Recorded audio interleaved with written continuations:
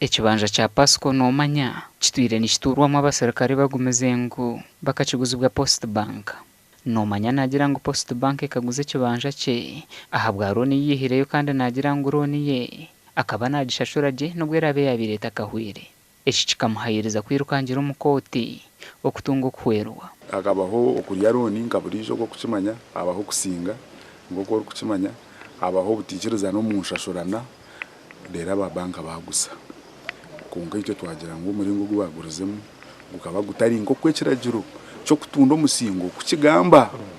Mwentingwe na ngambe ebiryo mu koti nimba ntakwikirizibwa utashoti unayenda kwehindura umuramuzi konka hariho butikirizana ahagati yo nomanya Pasco no mukazi we batabaza bombi batabariza banka na no wagizire ngo akagurita keri aho ntinako kandi kucuma ngo bantabariza nareba no hinareba kwati kibanza ntakumanyisha bakikwatire tibarantabarize tinarebe nambanza nareba basarika mbayimba rumbe kibanza mbakizama mbatubinga na family yanjye tari kini hero munzu yanjye kazenda ni satemwe ibintu yona kapsugo munzu nabana bakagenda mbibabe binayishomero tibine bihero munzu.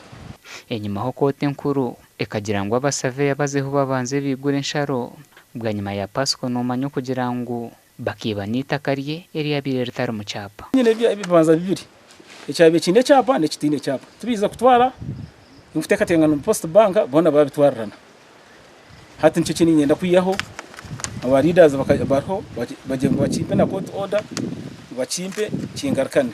Ekibanje kine cyo rutoke kandi ne kingana hika mushanju n'ekicweka kandi ubwo hati kiriyo mu mikono ya bwana Mayiko ori kugira ngo Post Bank niyo yacu muguruze.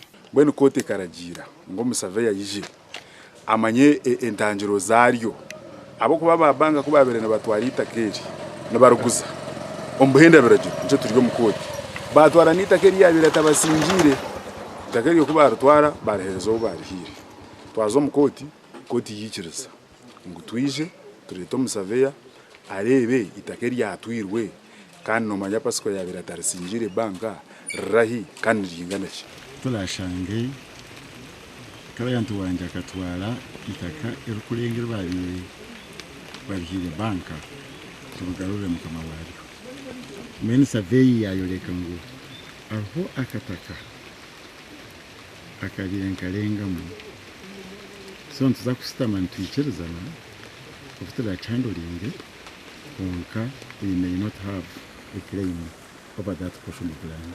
Emihonda neje katanu ku mwaka gw'2022 beto kusiana hati bikiri mu mbuga z'amateka. Gashakwa Sheikh Abdul Latif.